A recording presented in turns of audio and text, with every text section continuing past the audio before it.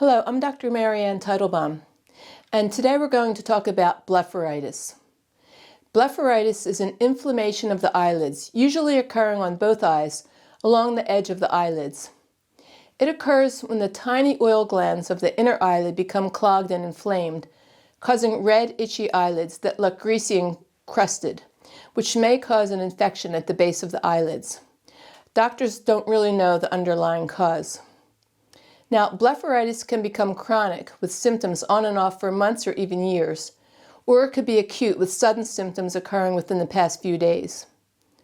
The modern medical approach to treating it includes the use of warm compresses, repeated cleaning of the eyelids, and using antibiotic or steroid eye drops and ointments. But the blepharitis continues to come back even with these treatments. So let's take a deeper look at the underlying problems causing this so that we can address them at the root level, which will ultimately prevent this problem from becoming chronic. Now, according to Ayurveda, the eyes are considered an Agneya organ. Agneya organs are organs which inherently contain some heat, or Pitta, as it is known in Ayurveda. The digestive organs also contain contain heat, because they have to cook or transform the food when it comes into the body.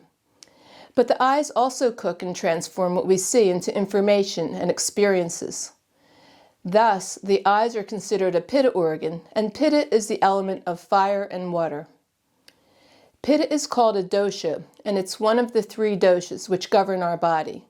These are Vata, Pitta, and Kapha, and each one of these doshas has 5 subdoshas, which control very specific parts of the physiology. The subdosha of Pitta, which includes the eyes, is known as Alochika Pitta.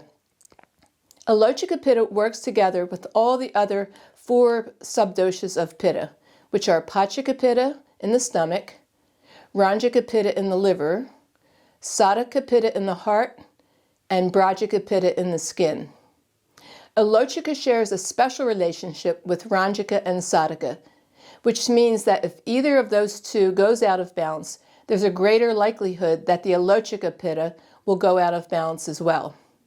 So this tells us a lot of things then. First is that the eyes are a hot Pitta organ, which means that throughout our lives, we have to learn how to keep this heat down, or else inflammation might occur.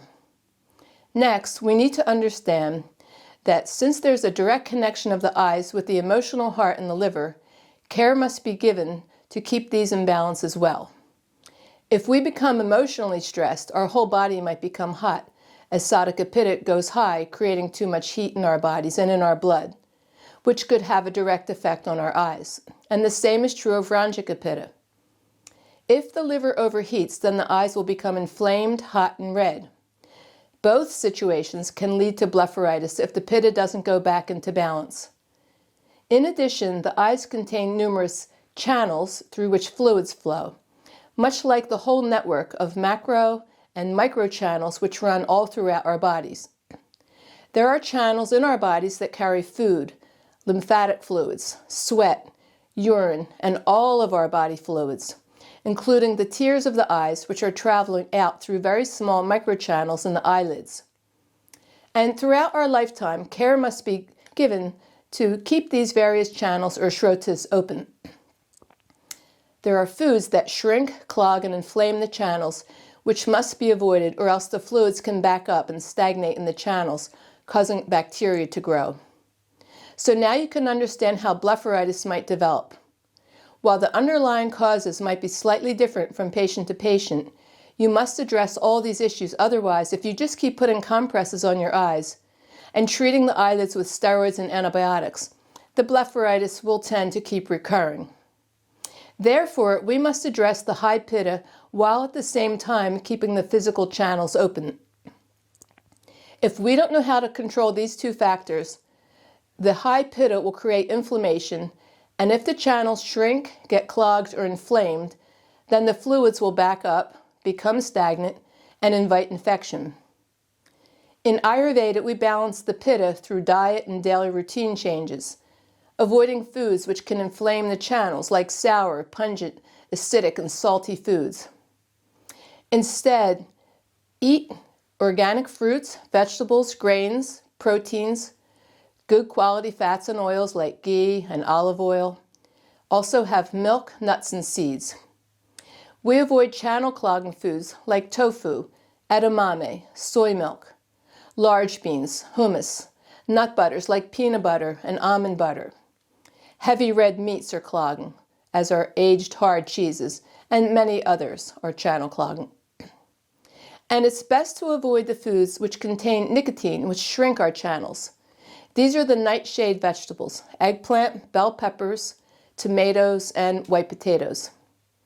Many children nowadays are developing blepharitis due to their highly processed diet combined with the overuse of pharmaceuticals, which are increasing the heat in their liver, the ranjaka pitta, which directly causes these types of inflammatory eye problems and infections. For these cases, we use the vibrational versions of herbs, which cool the heat in the liver, given in drops in water or transdermal creams, both of which are used to prevent the heating of the liver, which the crude herbal tablets or teas might give. There are wonderful teas for sadhaka pitta, which govern our emotional heart. Rose, fennel, and coriander teas are especially good, and herbs like ashoka, arjuna, DGL, and others.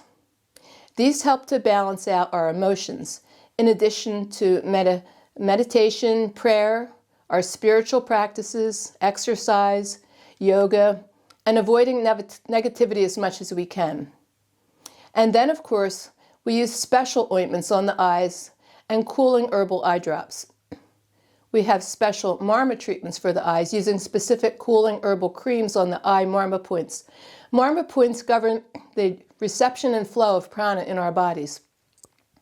We give cooling compresses to the eyes as well. But what we don't do in Ayurveda is to try to kill the infection in the eyelids, because these antibiotics and steroid drops might initially work, but then they'll kill the friendly bacteria that reside in the skin, which will make it easier for infection to grow in the future, setting the stage for recurring use of antibiotics and steroids. I hope this information will help you as you seek to identify the root causes in you or your child's blepharitis, helping you to break the cycle of using only steroid creams and antibiotics to treat this problem without addressing all the underlying causes. Thank you.